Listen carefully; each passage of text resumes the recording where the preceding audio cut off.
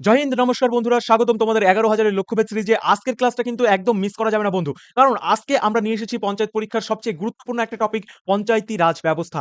এই পঞ্চায়েতি রাজ ব্যবস্থা থেকে আমরা সেরা 50টি প্রশ্ন গুছিয়ে রেখেছি। যে 50টি প্রশ্ন কিন্তু খুব গুরুত্বপূর্ণ, আর এগুলো কিন্তু পরীক্ষাতে আসেই আসে। তাই আজকের ভিডিওটি একদম মিস করো না, শেষ পর্যন্ত দেখো। কারণ শেষ পর্যন্ত না দেখলে কিন্তু বন্ধুরা তোমাদের পঞ্চায়েত পরীক্ষার জন্য একটা বিরাট বড় লস হতে চলেছে। তাহলে চলো আজকের ভিডিওটি শুরু করা যাক।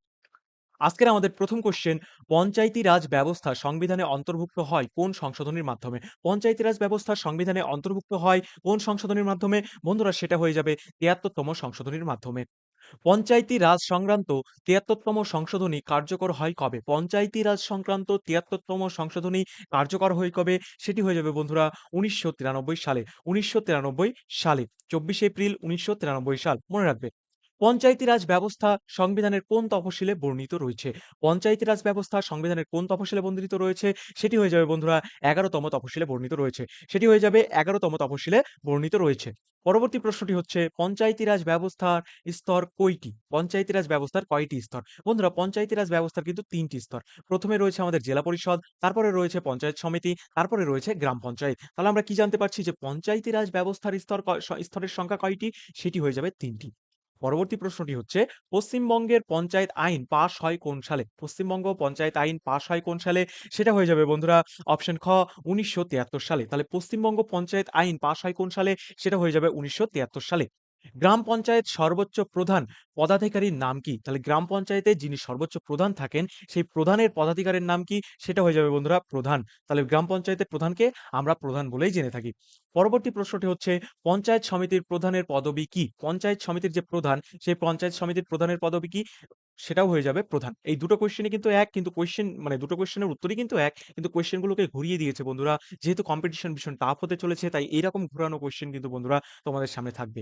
তাই ঘাবড়ালে চলবে না, ক্লাসটিকে সম্পূর্ণ মনোযোগ সহকারে দেখতে হবে। 100% পরীক্ষায় পাস করার গ্যারান্টি নিচ্ছে দ্য ইন্ডিয়ান সাকসেস এডুকেশন। পরবর্তী প্রশ্নটি হচ্ছে, জেলা পরিষদের প্রধানকে কি বলা হয়? পরিষদের প্রধানকে বলা হয় সভাপতি। মনে রাখবে বন্ধুরা, জেলা পরিষদের প্রধানকে কি বলা হয়? সেটা হয়ে যাবে সভাপতি। পরবর্তী কোয়েশ্চেনটি হচ্ছে, গ্রাম সংসদ সভা বছরে ন্যূনতম কতবার হওয়া বাধ্যতামূলক? গ্রাম সংসদ সভা বছরে ন্যূনতম কতবার হওয়া বাধ্যতামূলক? সেটি হয়ে যাবে বন্ধুরা 2 বার। তাহলে গ্রাম পঞ্চায়েতের যে সভা হয়, মানে গ্রাম সংসদের যে সভা হয়, সেটি বছরে কতবার হওয়া বাধ্যতামূলক? সেটি হয়ে যাচ্ছে বন্ধুরা 2 বার।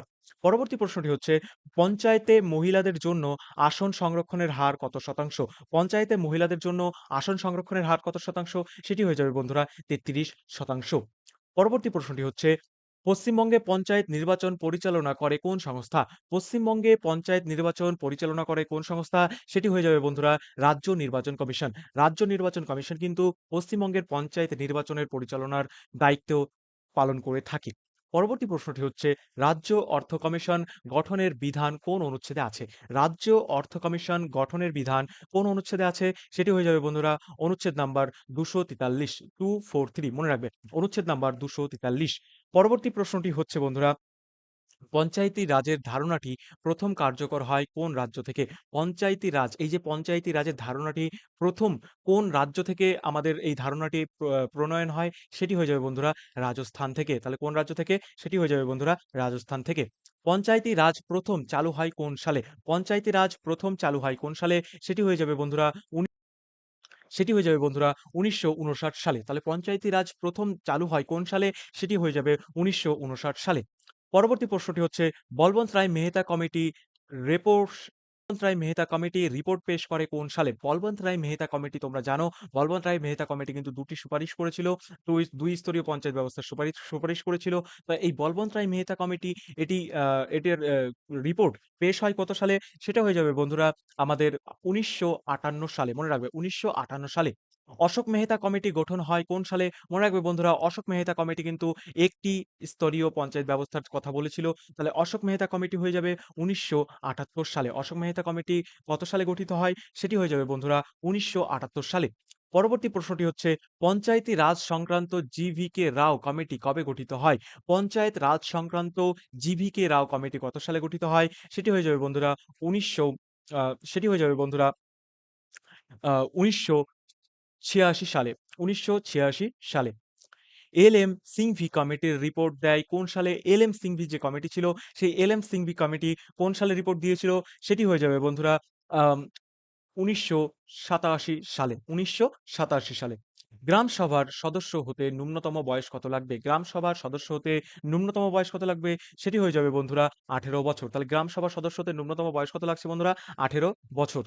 পরবর্তী প্রশ্নটি হচ্ছে, পঞ্চায়েতের প্রধান প্রার্থীর ন্যূনতম বয়স কত হওয়া লাগবে? যে পঞ্চায়েত প্রধান হয়, সেই প্রার্থীর ন্যূনতম বয়স কত হওয়া লাগবে? সেটি হয়ে যাবে বন্ধুরা আম সেটি হয়ে যাবে বন্ধুরা ২৫ বছর। তাহলে কি হয়ে যাবে বন্ধুরা? সেটি হয়ে যাবে ২৫ বছর। পরবর্তী প্রশ্নটি হচ্ছে, পশ্চিমবঙ্গের পশ্চিমবঙ্গের জেলা পরিষদ কতগুলি জেলায় আছে কলকাতা বাদে? তাহলে কি বলছে, পশ্চিমবঙ্গ জেলা পরিষদ কতগুলি জেলায় আছে, এই কলকাতাটাকে বাদ দিয়ে আমাদের এই প্রশ্নটি করেছে। সেটি হয়ে যাবে ২৩ টি জেলাতে। তাহলে কলকাতা বাদ দিয়ে কতগুলি জেলাতে রয়েছে? ২২ টি জেলাতে হবে, আর কলকাতাকে ধরে কতগুলি হবে? ২৩ টি জেলাতে হবে। ঠিক আছে? পরবর্তী প্রশ্নটি হচ্ছে, পঞ্চায়েত সমিতি গঠিত হয় কোন স্তরে? পঞ্চায়েত সমিতি গঠিত হয় কোন স্তরে? বন্ধুরা এটি হয়ে যাবে ব্লক স্তরে। তাহলে পঞ্চায়েত সমিতি কোন স্তরে গঠিত হয়? সেটি হয়ে যাবে বন্ধুরা ব্লক স্তরে। পরবর্তী প্রশ্নটি হচ্ছে, জেলা পরিষদ কোন স্তরে কাজ করে? জেলা পরিষদ যেটি আমাদের রয়েছে সেটি কোন স্তরে কাজ করে? সেটি হয়ে যাবে বন্ধুরা জেলা স্তরে কাজ করে। পরবর্তী প্রশ্নটি হচ্ছে, পঞ্চায়েতে তফসিলি জাতি ও উপজাতির জন্য আসন সংরক্ষণ তাদের জনসংখ্যার ভিত্তিতে হয়। এটি কোন অনুচ্ছেদে বলা রয়েছে? বন্ধুরা আরো একবার প্রশ্নটা শুনে নাও। পঞ্চায়েতে তফসিলি জাতি ও উপজাতির জন্য আসন সংরক্ষণ তাদের জনসংখ্যার ভিত্তিতে হয়। বোঝা গেল? এটি কোন অনুচ্ছেদে রয়েছে? এটি হয়ে যাবে বন্ধুরা অনুচ্ছেদ নাম্বার ২৪৩ ঘ। অনুচ্ছেদ নাম্বার ২৪৩ ঘ। পরবর্তী প্রশ্নটি হচ্ছে, পঞ্চায়েতের মেয়াদকাল কত বছর? একটি পঞ্চায়েতের মেয়াদকাল কত বছর হয় বন্ধুরা? সেটি হয়ে যাবে ৫ বছর। একটি পঞ্চায়েতের মেয়াদকাল কত বছর? ৫ বছর। পরবর্তী প্রশ্নটি হচ্ছে, পঞ্চায়েত ভেঙে দেওয়া হলে নতুন নির্বাচন কত দিনের মধ্যে করতে হবে? পঞ্চায়েত ভেঙে গেলে নতুন নির্বাচন কত দিনের মধ্যে করতে হবে? সেটি হচ্ছে বন্ধুরা ৬ মাসের মধ্যে কিন্তু আমাদের নতুন নির্বাচন বা পুনরায় ভোট করতে হবে। পরবর্তী প্রশ্নটি হচ্ছে, পঞ্চায়েতের হিসাব নিরীক্ষণ করে কোন সংস্থা? পঞ্চায়েতের হিসাব নিরীক্ষণ করে কোন সংস্থা? সেটি হয়ে যাবে বন্ধুরা স্থানীয় নিরক্ষা অধিপত সরি বন্ধুরা, স্থানীয় নিরক্ষা অধিদপ্তর। তাহলে কোন সংস্থা আমাদের এই যে পঞ্চায়েতের যে হিসাব সেটি নিরীক্ষণ করে? সেটি হয়ে যাবে স্থানীয় নিরীক্ষা অধিদপ্তর। পরবর্তী প্রশ্নটি হচ্ছে, ১১তম তফসিল পঞ্চায়েতের ক্ষমতা ও কার্যাবলী কতগুলি বিষয়ে বর্ণিত রয়েছে? তাহলে কি বলছে বন্ধুরা, ১১তম তফসিলে পঞ্চায়েতের ক্ষমতা ও কার্যাবলী কতগুলি বিষয় বর্ণিত রয়েছে? সেটি হয়ে যাবে বন্ধুরা ২৯ টি। সেটি হয়ে যাবে ২৯ টি। পরবর্তী প্রশ্ন, পশ্চিমবঙ্গের পঞ্চায়েত দপ্তরের নাম কি? পশ্চিমবঙ্গ পঞ্চায়েত দপ্তরের নাম কি? সেটি হয়ে যাবে বন্ধুরা পঞ্চায়েত ও গ্রাম উন্নয়ন দপ্তর। মনে রাখবে পঞ্চায়েত ও গ্রাম উন্নয়ন দপ্তর। পশ্চিমবঙ্গ পঞ্চায়েত দপ্তরের নাম কি? সেটি হয়ে যাবে পঞ্চায়েত ও গ্রামীণ উন্নয়ন দপ্তর। পরবর্তী প্রশ্নটি হচ্ছে, গ্রাম পঞ্চায়েতের সচিব নিয়োগ করে কারা? গ্রাম পঞ্চায়েতের যে সচিব হয় সেই সচিবকে কারা নিয়োগ করে? তোমরা যারা পঞ্চায়েত সিরিজটি দেখেছো নেটফ্লিক্সে বা ইয়েতে, সেখানে দেখবে একজন সচিব থাকেন, ঠিক আছে? তাহলে সেই সচিবকে নিয়োগ করে কারা? সেটি হয়ে যাবে বন্ধুরা রাজ্য সরকার, যার জন্য তোমরা পরীক্ষা দিচ্ছ। এবং আমি ১০০% গ্যারান্টি দিয়ে বলছি, যদি তোমরা আমাদের চ্যানেল থেকে পড়ে থাকো এবং এই প্রশ্নগুলি যদি তোমরা মুখস্থ করে রাখো, তাহলে কিন্তু তোমরা এখান থেকেই এই গ্রাম পঞ্চায়েত সচিব হয়ে যাবে। কেমন? পরবর্তী প্রশ্নটি হচ্ছে, গ্রাম পঞ্চায়েতের সদস্যদের কি বলা হয়? বলছে গ্রাম পঞ্চায়েতের সদস্যদের কি বলা হয়? সেটি হয়ে যাবে বন্ধুরা অপশন গ, মানে সদস্য, সদস্যা এবং পঞ্চায়েত সদস্য এই দুটো উভয়ই বলা হয়। ঠিক আছে? উভয় এই দুটোই বলা হয়। কি বলা হয়? সদস্য, সদস্য ও সদস্যা এবং গ্রাম পঞ্চায়েত সদস্য। পরবর্তী প্রশ্নটি হচ্ছে, জেলা পরিষদের সদস্যদের কিভাবে নির্বাচিত হন? কি বলছে? জেলা পরিষদের সদস্যরা কিভাবে নির্বাচিত হন? সেটি হয়ে যাবে বন্ধুরা পরোক্ষ ভোটে। তাহলে কি জেলা পরিষদের যারা সদস্য হন তারা কিভাবে নির্বাচিত হন? সেটি হয়ে যাবে পরোক্ষ ভোটে তারা নির্বাচিত হন। পরবর্তী প্রশ্নটি হচ্ছে, পঞ্চায়েত সমিতির সদস্যরা কিভাবে নির্বাচিত হন? পঞ্চায়েত সমিতির সদস্যরা কিভাবে নির্বাচিত হন? সেটি হয়ে যাবে বন্ধুরা প্রত্যক্ষ ভোটে। তাহলে পঞ্চায়েত সমিতির সদস্যরা কিভাবে নির্বাচিত হন? সেটি হয়ে যাবে প্রত্যক্ষ ভোটে তারা নির্বাচিত হন। নারেগা, মানরেগা বাস্তবায়নের মূল দায়িত্ব কার? এই যে মানরেগা যেটা হচ্ছে আমাদের ১০০ দিনের কাজ, তাই তো? তাহলে নারেগা আর মানরেগা এই দুটির বাস্তবায়ন করার মূল দায়িত্ব কার? সেটি হয়ে যাবে বন্ধুরা গ্রাম পঞ্চায়েতের। তাহলে কি নারেগা এবং মানরেগা এই দুটি হয়ে যাবে, এই দুটির দায়িত্বে কে থাকে? সেটা হচ্ছে গ্রাম পঞ্চায়েত থাকে। পঞ্চায়েতের আর্থিক ক্ষমতা প্রধানত আসে কোথা থেকে? বলছে পঞ্চায়েতের যে আর্থিক ক্ষমতা, ঠিক আছে? সেই আর্থিক ক্ষমতা কোথা থেকে আসে? সেটি হয়ে যাবে কর আদায় ও অনুদান থেকে আসে। তাহলে কোথা থেকে আসে? কর আদায় থেকে আসে এবং অনুদান থেকে আসে। পরবর্তী প্রশ্নটি হচ্ছে পশ্চিমবঙ্গ পঞ্চায়েতে পশ্চিমবঙ্গ পঞ্চায়েতে সংশোধনী আইন সম্প্রতি পরিবর্তন আনে কোন ক্ষেত্রে? বলছে পঞ্চায়েতের যে সংশোধনী আইনটা রয়েছে সে আইনটি সম্প্রতি একটি পরিবর্তন নিয়ে আসে। সেই পরিবর্তনটি কোন ক্ষেত্রে নিয়ে আসা হয়? বন্ধুরা এই ক্ষেত্রে যেটা আমাদের অপশনে রয়েছে যে সংরক্ষণ ব্যবস্থা এবং নির্বাচন পদ্ধতিতে, এই দুটোই কিন্তু সঠিক। তার মানে আমাদের উত্তর হয়ে যাবে অপশন গ, উভয় ক্ষেত্রেই আ পরিবর্তন আনা হয়েছে। পরবর্তী প্রশ্নটি হচ্ছে পরবর্তী প্রশ্নটি হচ্ছে গ্রাম পঞ্চায়েতের উপপ্রধান নির্বাচিত হন কিসের দ্বারা? তাহলে গ্রাম পঞ্চায়েতের উপপ্রধান নির্বাচিত হন কিসের দ্বারা? সেটি হয়ে যাবে বন্ধুরা অপশন খ, নির্বাচিত সদস্যের দ্বারা। তাহলে গ্রাম পঞ্চায়েতের উপপ্রধান নির্বাচিত হন কাদের দ্বারা?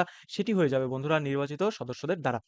পরবর্তী প্রশ্নটি হচ্ছে পঞ্চায়েত রাজ ব্যবস্থার মূল উদ্দেশ্য কি? পঞ্চায়েত রাজ, এই যে পঞ্চায়েত যে ব্যবস্থাটি, এটা কেন? এটার মূল উদ্দেশ্য কি? এটার উত্তর হয়ে যাবে বন্ধুরা ক্ষমতা বিকেন্দ্রীকরণ। তাহলে ক্ষমতার বিকেন্দ্রীকরণের জন্য, যেমনটা তোমরা দেখতে পাচ্ছ, এই যে ক্ষমতার বিকেন্দ্রীকরণ হয়েছে, এই ক্ষমতার বিকেন্দ্রীকরণের জন্য কিন্তু বন্ধুরা এই পঞ্চায়েত রাজ ব্যবস্থাটি আমাদের প্রচলন করা হয়েছে। পরবর্তী প্রশ্নটি হচ্ছে ১৪তম অর্থ কমিশন পঞ্চায়েতের জন্য অনুদান বরাদ্দ করে কোন সময়ের জন্য? ১৪তম অর্থ কমিশন পঞ্চায়েতের জন্য অনুদান বরাদ্দ করে কোন সময়ের জন্য? সেটি হয়ে যাবে বন্ধুরা মানে বরাদ্দ করে কোন সময়ের জন্য? সেটি হয়ে যাবে বন্ধুরা আমাদের অপশন খ, ২০১৫ এবং ২০২০ র জন্য। এই টাইমটাতে তোমার হচ্ছে অনুদান বরাদ্দ করা হয়েছিল। পরবর্তী প্রশ্নটি হচ্ছে গ্রাম পঞ্চায়েতের বাজেট অনুমোদন করেন কে? এই যে গ্রাম পঞ্চায়েতের যে টোটাল বাজেটটা হয়, সেই টোটাল বাজেটটার অনুমোদনের দায়িত্বে কে থাকেন বা অনুমোদন কে করেন? সেটি হয়ে যাবে বন্ধুরা পঞ্চায়েত সমিতি। তাহলে পঞ্চায়েত সমিতি কিন্তু এই গ্রাম পঞ্চায়েতের যে বাজেটটি রয়েছে সেটিতে অনুমোদনের সিলমোহর বসান। পরবর্তী প্রশ্নটি হচ্ছে পঞ্চায়েত সমিতির স্থানীয় সমিতি কতগুলি সাধারণ থাকে? পঞ্চায়েত সমিতির স্থায়ী সমিতিতে কতগুলি সাধারণ সম্পাদক থাকে? সেটি হয়ে যাবে বন্ধুরা আমাদের ৫ থেকে ৬ টি। সেটি হয়ে যাবে আমাদের ৫ থেকে ৬ টি। ৫ থেকে ৬ জন সাধারণ কমিটির লোকজন থাকেন। পরবর্তী প্রশ্নটি হচ্ছে পঞ্চায়েত নির্বাচনের বিত বিতর্ক মীমাংসা করেন কে? এই যে পঞ্চায়েত নির্বাচনে যে অনেক বিতর্ক-টিতর্ক হয়ে থাকে, তাহলে এগুলির মীমাংসা করেন কে? সেটি হয়ে যাবে বন্ধুরা নির্বাচনী ট্রায়াম্বুলার। তাহলে কি নির্বাচনী ট্রায়াম্বুলার যিনি থাকেন, তিনি এই যে মীমাংসাগুলি মানে যে বিতর্ক মীমাংসা হয়, সেই মীমাংসা তিনি করেন। মানে একটা পঞ্চায়েতের উকিল মানে জাজ বলতে পারো। পরবর্তী প্রশ্নটি হচ্ছে রাজ্য পঞ্চায়েত পরিষদ বা স্টেট পঞ্চায়েত পরিষদ এর কাজ কি? পঞ্চায়েত পরিষদের কাজ কি? সেটি হয়ে যাবে বন্ধুরা অপশন ক, পঞ্চায়েতগুলোর মধ্যে সমন্বয়ন সমাধান। তাহলে কি পঞ্চায়েত গুলির ভিতরে যে সমন্বয়ন সমাধান, মানে কোথাও কিছু উন্নয়ন বাকি আছে, কোথাও কোনো সহযোগিতা বাকি আছে, এগুলোকে একত্রিত করে সেই সমস্যাগুলোর সমাধান করা, এটি হচ্ছে সেই রাজ্য পঞ্চায়েত পরিষদের কাজ। এই যে যেমনটা তোমরা দেখতে পাচ্ছ একটা কিউব আকার মানে আকারে আমি দিয়েছি, ঠিক আছে? তোমাদের বোঝানোর জন্য। বন্ধুরা চ্যানেলটি কিন্তু সাবস্ক্রাইব করতে ভুলো না। কারণ এই ধরনের পিডিএফ নিয়ে আসতে কিন্তু ভীষণ খাটতে হয়। পরবর্তী প্রশ্নটি হচ্ছে অনুচ্ছেদ ২৪৩ কোন বিষয়ের উপরে ভিত্তি করে তৈরি করা হয়েছে? যেটি বলছে যে কি বলছে আরেকবার প্রশ্নটি আমরা পড়ি যে অনুচ্ছেদ নাম্বার ২৪৩ এটি কোন বিষয়ে তৈরি করা হয়েছে? এটি হচ্ছে পৌরসভা সংক্রান্ত বিষয়ে তৈরি করা হয়েছে। তাহলে অনুচ্ছেদ নাম্বার ২৪৩ এটি হচ্ছে আমাদের পৌরসভা সংক্রান্ত বিষয়ে তৈরি করা হয়েছে। পরবর্তী প্রশ্নটি হচ্ছে গ্রাম পঞ্চায়েতের ক্ষুদ্র শিল্প ও কুটির শিল্প উন্নয়নের দায়িত্বে কোন বিভাগ থাকে?